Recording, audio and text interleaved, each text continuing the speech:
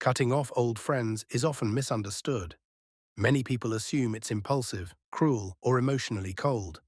But psychology points to something far quieter and far deeper. In most cases, this decision doesn't happen overnight. It forms slowly through reflection, emotional fatigue, and internal negotiation.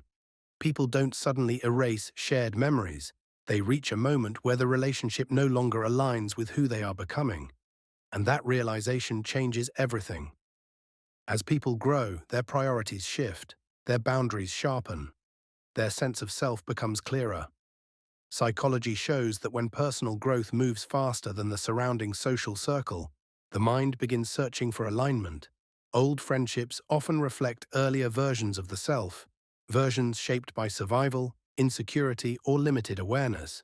Remaining in those connections can start to feel destabilizing, not because the people are bad, but because the role no longer fits. Stepping away isn't about rejecting the past, it's about protecting internal balance in the present. Another powerful factor is emotional imbalance. Most friendships don't end because of one dramatic argument. They wear down slowly through repeated imbalance over time. When one person consistently listens, adapts, explains, and supports, while the other remains unchanged, the brain begins to keep score. What once felt supportive starts to feel draining. What once felt natural begins to feel obligatory. At that point, distance doesn't feel like loss. It feels like relief. Long before someone walks away, they often stop explaining themselves. They stop clarifying intentions. They stop correcting assumptions. They stop asking to be understood. Psychology describes this as emotional disengagement, a protective response, not indifference. When repeated efforts to connect fail, the mind conserves energy by withdrawing.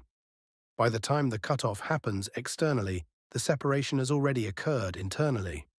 There's another layer many people overlook. Long-term friendships often assign silent roles.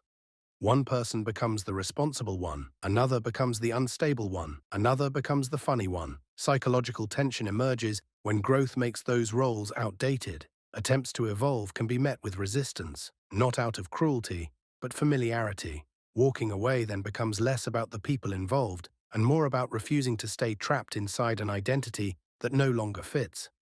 Eventually, a deeper psychological shift happens. People realize that not every ending comes with understanding.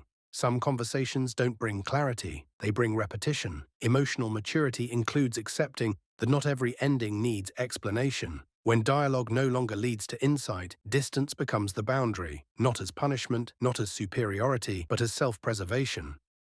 Letting go of old friendships doesn't mean someone is cold or ungrateful. Psychology suggests it often reflects a choice for internal order over emotional noise. Some connections exist for certain chapters of life, not the entire story. Healthy minds recognize the moment when holding on costs more than letting go, and they understand a difficult truth. Growth sometimes requires release.